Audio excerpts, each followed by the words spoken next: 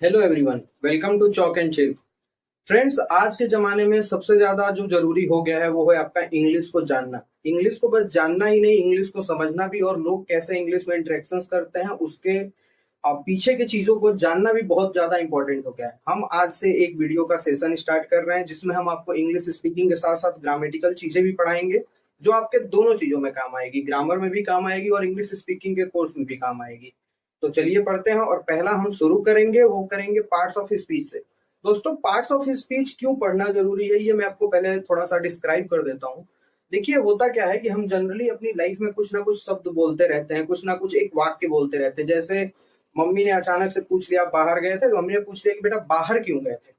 अब आपने बता दिया कि मम्मी देखो, मार्केट में एक काम था उसके लिए मैं बाहर गया था, दोस्तों से कुछ बातें करनी थी उसके लिए मैं बाहर गया था।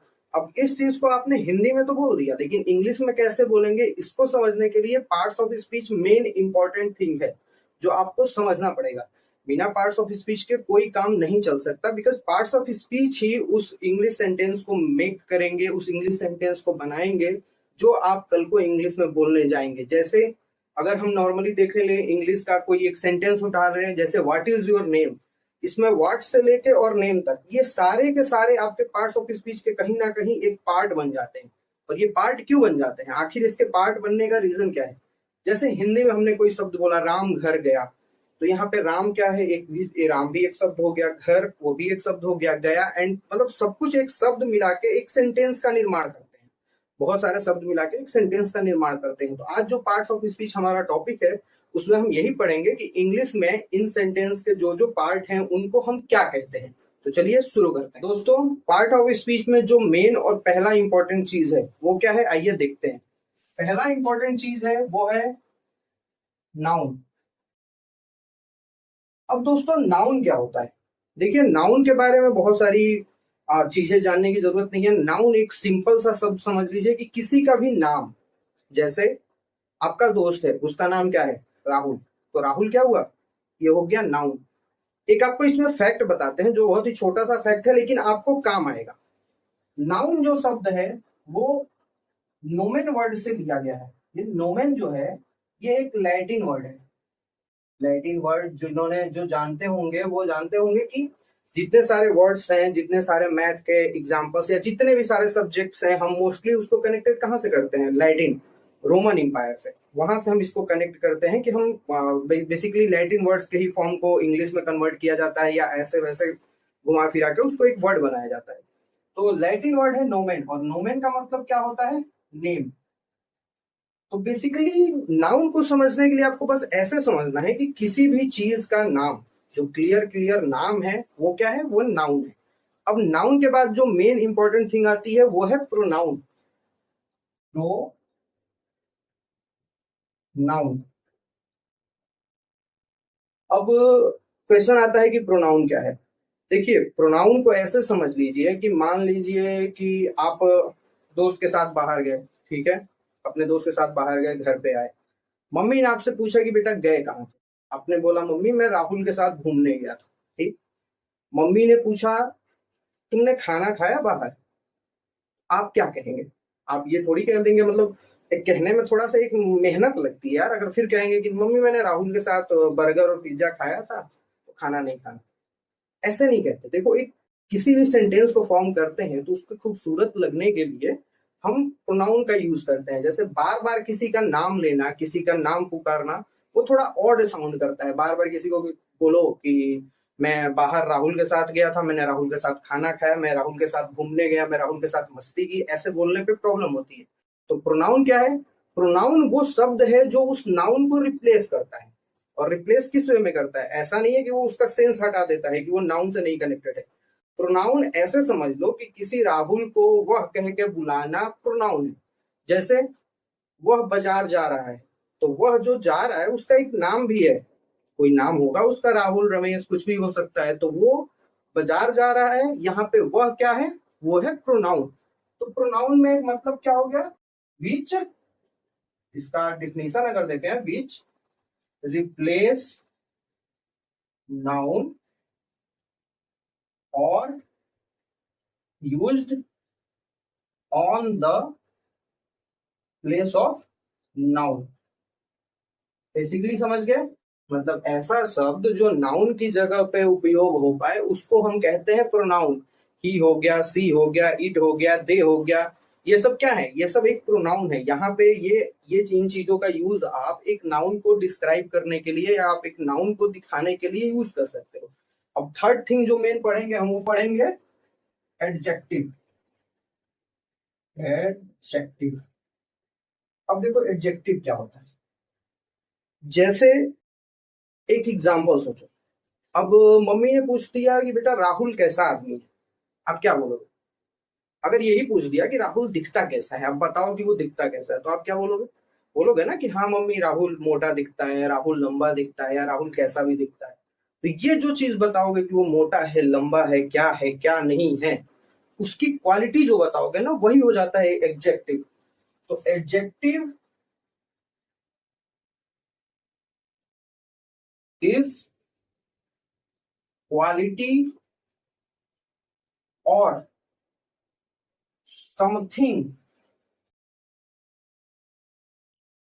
अबाउट अ नाउन और प्रोनाउन। बेसिकली समझ में आया? प्रोनाउन क्यों? क्योंकि प्रोनाउन तो नाउन की ही जगह पे यूज हुआ है, वो तो रिप्लेस किया उसने नाउन को ही। वो तो राहुल के बारे में ही बता रहा है, प्रोनाउन वही बता रहा है। तो अगर एडजेक्टिव एक नाउन की क्वालिटी बता सकता है तो एक प्रोनाउन की भी क्वालिटी बता सकता है। अगर राहुल लंबा है तो वह भी लंबा है। अगर एक सेंटेंस में मैं राहुल के साथ बाजार गया था, मैंने उसके साथ खाना खाया, वो लंबा है, तो वह लंबा है इसका मतलब क्या हुआ? कौन लंबा है? ये राहुल लंबा है। तो एडजेक्टिव वो हुआ जो नाउन और प्रोनाउन दोनों की विशेषता बताता है। अपनी अपनी लाइफ में बहुत सारे, वो मोटा लड़का, तो दैट फैट बॉय, ये क्या हो गया? इसमें फैट क्या हो गया? ये फैट हो गया एडजेक्टिव। और पार्ट्स ऑफ हिज स्पीच के कॉम्बिनेशन में ये तीन चीजें जो है वो मेजरली एक रोल प्ले करती है आपके बोलने के स्टाइल में। अगर आप नाउन, प्रोनाउन और एडजेक्टिव ये तीन चीजों को समझ गए तो आपने, समझ लीजिए, ऐसे समझ लीजिए ना कि आपने आधी इंग्लिश कंप्लीट कर दी। पार्ट ऑफ स्पीच में अगले दो मेजर हम पार्ट पढ़ेंगे उसके, जो हैं वर्ब और एडवर्ब। दोस्तों, मैं राहुल के साथ बाजार गया था, ठीक है, और राहुल के साथ बाजार गया था तो फिर मैंने राहुल के साथ किया क्या? ये क्वेश्चन आएगा ना, मम्मी तो पूछेंगी भाई कि तुम राहुल के साथ अगर बाजार गए थे तो तुम क्या किए, उतना देर में क्या किए? तो जब वर्ब क्या होती है, वर्ब को समझ दो ऐसे कि वर्ब वो होती है जो एक नाउन और प्रोनाउन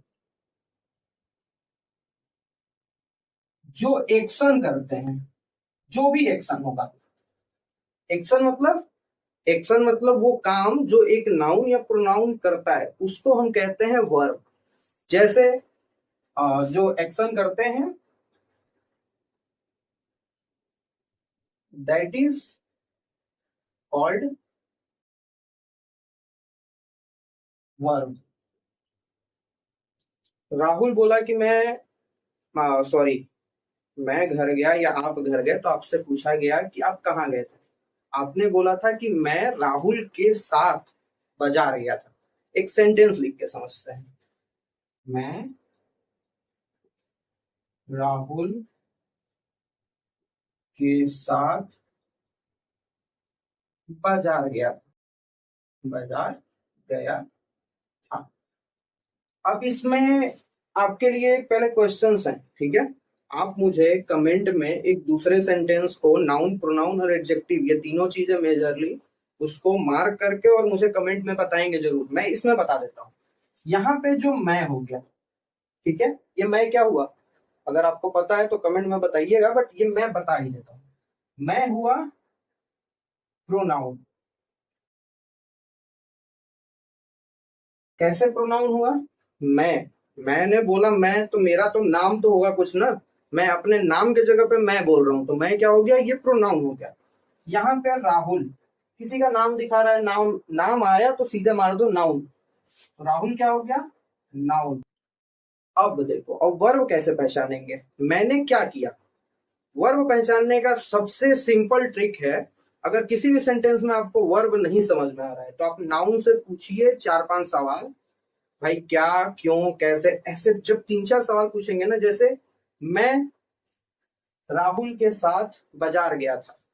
तो मैंने क्या किया? अगर मैंने ऐसे पूछ लूं कि मैंने किया क्या, तो क्या आएगा? गया।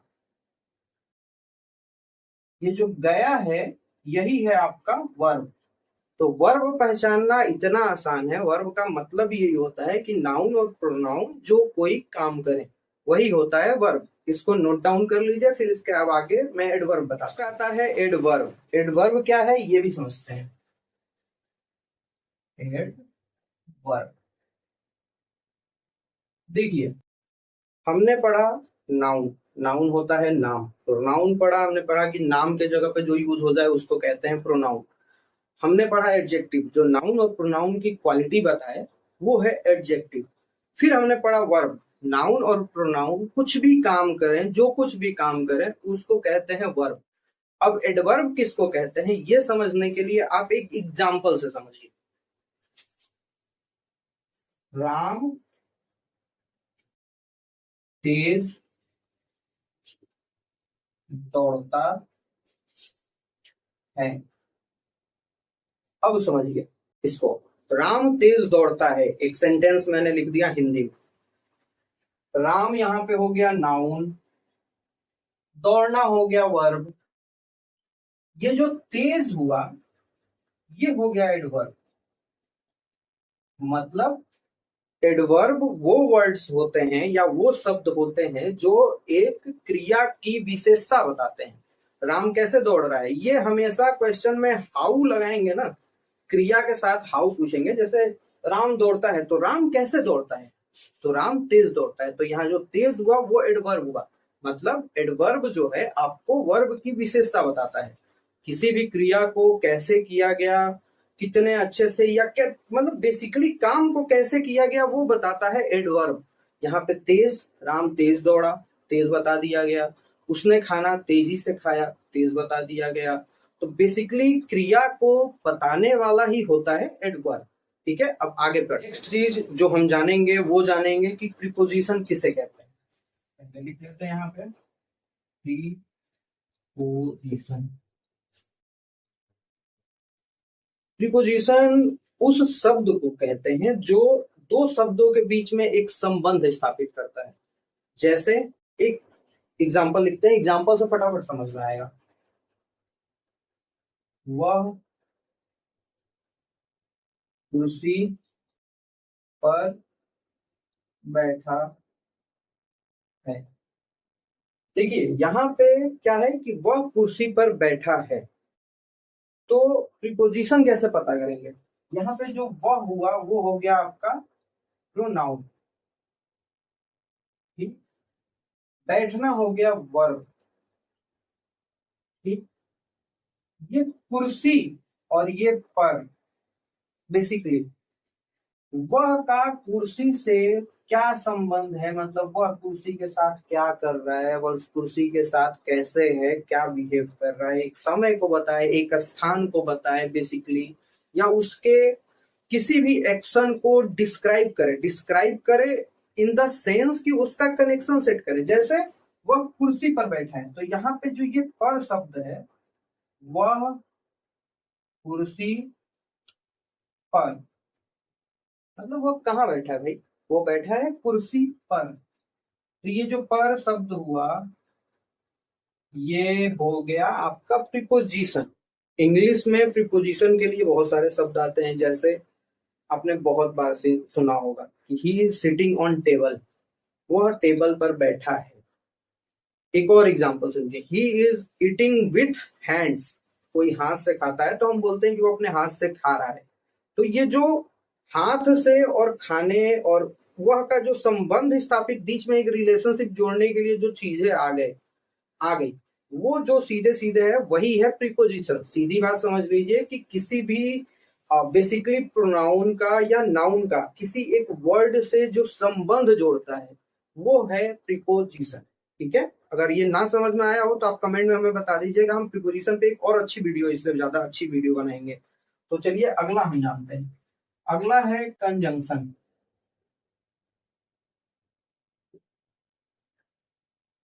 कंजंक्शन देखिए अब कंजंक्शन क्या शब्द होता है, जैसे बहुत प्यार क्या होता है कि हम एक लगातार लंबे लंबे शब्द बोलते हैं। एक लगातार हम लंबे लंबे कैसे, मम्मी पूछेंगी, जैसे मान लीजिए आप बाहर से घूम के आए, मम्मी पूछी बेटा कहाँ गए थे, आपने बोल दिया मम्मी राहुल के साथ मार्केट गया था। ठीक, मम्मी ने पूछा कि खाना खाओगे या कुछ खा के आए हो, आपने बोल दिया मैंने उसके साथ एक बर्गर खा लिया था। बट ये जो बाद में बोलेंगे ना, लेकिन एक एक दो रोटी या तीन रोटी बना दो मैं खा लूंगा। तो आपने जो ये लंबा सेंटेंस बोला, इसको जोड़ने के बीच में एक शब्द प्रयोग किया, वो शब्द था लेकिन। लेकिन को इंग्लिश में बट भी कहते हैं, बहुत जगह इसका मतलब बिकॉज भी होता है, तो बहुत सारे इसके हैं। बट ये जो लेकिन शब्द है, जो दो सेंटेंसेस में एक रिलेशनशिप या एक बॉन्ड फिक्स कर रहा है, मतलब ऐसा नहीं कि दोनों का मतलब अलग अलग हुआ, ऐसा नहीं है। वो पहले से ही उतना भी कनेक्टेड है जितना वो बाद वाला, बेसिकली ये दोनों आपस में कनेक्टेड है। तो दो सेंटेंसेस को जो कनेक्ट करे उसको क्या कहते हैं, conjunction. The word which connects two sentences, two sentences, basically जो दो वाक्यों को कनेक्ट करे उसको कहते हैं कंजंक्शन। अब इसके आगे हम पढ़ेंगे इंटरजेक्शन, जो हमारा लास्ट पॉइंट है, चलिए उसको भी देख लेते हैं। अब हमारा जो नेक्स्ट टॉपिक है इंटरजेक्शन, पर इंटरजेक्शन पढ़ने से पहले हम एक माइनर टिप आपको देना चाहते हैं। वो माइनर टिप क्या है कि प्रीपोजिशन और कंजंक्शन में एक बहुत बारीक सा अंतर है, जिसको आप अगर समझ लेंगे तो इंग्लिश और पार्ट्स ऑफ स्पीच आपके लिए इतनी आसान है कि मतलब बता नहीं, एक्सप्लेन नहीं कर सकता कि कितनी आसान है। तो इंटरजेक्ट सॉरी कंजंक्शन और प्रीपोजिशन में डिफरेंस, बेसिक डिफरेंस यही है कि प्रीपोजिशन जो है वो दो वर्ड्स को कनेक्ट करता है। बेसिकली वो नाउन को किसी वर्ड से कनेक्ट कर देगा, प्रोनाउन को किसी वर्ड से कनेक्ट कर देगा। बट ये जो कंजंक्शन है ये दो सेंटेंसेस को करता है। जैसे आपने बोल दिया कि he is going there and eating food, समझ गए, he is going there and he is eating food. यहाँ पे ही इज गोइंग देयर और ही इज ईटिंग फूड, ये दो अलग अलग सब मतलब सेंटेंस है। बट इसको आप ऐड करेंगे जब ना, तो he is going there and eating food, आपने यहाँ पे जो ये एंड यूज किया ना, ये दो सेंटेंसेस को काट पीट के एकदम छोटा सा एकदम बारीक सा कर दिया, ये होता है कंजंक्शन। तो अगला हम पढ़ेंगे इंटरजेक्शन। इंटरजेक्शन, देखिए इंटरजेक्शन क्या है, आपको एक छोटे से एग्जाम्पल के साथ समझाता हूँ। जैसे क्या होता है कि मान लीजिए कि रात को आप अचानक से कहीं घूमने के लिए बाइक से निकले, ठीक है, मस्त एकदम रात के अंधेरे में आप 70 80 90 110 की स्पीड में खाली रोड पे बाइक चलाते जा रहे हैं, ठीक है। अचानक से आपके सामने एक सांड आ गया। अब सांड को देख के आपके मुंह से एक शब्द निकलेगा, अरे बाप रे, अरे बाप रे। वो अरे बाप रे जो आपका ये शब्द निकला ना, यही है इंटरजेक्शन। कोई भी ऐसा शब्द जो अचानक निकल जाए, अरे मोरी मैया, अरे माई वे, ये एक एक दो शब्द हैं जो हिंदी में हमारे मुंह से निकलते रहते हैं। बहुत बार ऐसा होता है कि अचानक से कुछ देखा, बाप रे निकल गया। वैसे ही इंग्लिश में जो ये शब्द निकलेंगे ना, ये अब जब आप इंग्लिश आगे पढ़ोगे और इंग्लिश बोलने लगोगे, तो इंग्लिश में ऐसे ही जो शब्द निकलेंगे उसको कहेंगे इंटरजेक्शन। इंग्लिश में वाओ, ऐसे होता है ना, वाओ, हे, ऐसे एक दो शब्द होते हैं, इन्हीं को कहते हैं इंटरजेक्शन। मतलब इंटरजेक्शन वो शब्द होते हैं जो अचानक से एक्सप्रेस हो जाए, बेसिकली ऐसा कि जो बता दे भाई कि तुम एकदम शॉक हो गए हो। मतलब ऐसा समझो कि इंटरजेक्शन तुम्हारे इमोशंस को बाहर दिखाता है, समझ गए। इमोशंस को बाहर दिखाने वाले जो वर्ड्स होते हैं, इमोशंस शो करने वाले वर्ड्स, एग्जाम्पल है जैसे वाओ। एक और बढ़िया इंटरेस्टिंग चीज मैं तुम्हें बता रहा हूँ कि हमेशा जब भी जहां भी इंटरजेक्शन आएगा ना, उसके सामने तुम ये एक डंडी लगा के, ये जो बिंदी आती है ना, ये वाला जो साइन है जिसको एक्सक्लेमेशन मार्क कहते हैं, ये वाला साइन हमेशा तुमको इंटरजेक्शन के बाद मिलेगा। तो एक सेंटेंस में इंटरजेक्शन को पहचानना बहुत मुश्किल का काम नहीं है। तो हमारी ये वीडियो पूरा अंत तक आपने देखा, और आपके लिए एक टास्क है, अगर आपने ये पूरी वीडियो देखी तो आप मुझे इंग्लिश में एक सेंटेंस और हिंदी में एक सेंटेंस ऐसा लिख के भेजोगे ना जिसमें पूरा पार्ट्स ऑफ स्पीच आ जाए। और अगर आपको नहीं आ रहा हो, पहली बार पढ़ने पे नहीं आ रहा हो, तो गूगल पे जाइएगा, वहां पे लिखिएगा ऐसे कि एक वाक्य बताओ, बोल दीजिएगा, स्पीकर माइक ऑन कीजिएगा, हिंदी तो बोलने आती होगी, बोलिएगा सीधे कि एक ऐसा वाक्य बताओ जिसमें सारे पार्ट्स ऑफ स्पीच आ जाते हैं, और पार्ट्स ऑफ स्पीच को उसको निकाल के और मुझे एक्सप्लेन करके बताइएगा कि उसमें नाउन कौन सा है, प्रोनाउन कौन सा है, और कौन सा एडजेक्टिव, एडवर्ब और प्रीपोजिशन, कंजंक्शन एंड इंटरजेक्शन है। तब तक के लिए देखते रहिए हमारा चैनल चॉक एंड चिल। फिर मिलते हैं किसी नए वीडियो में।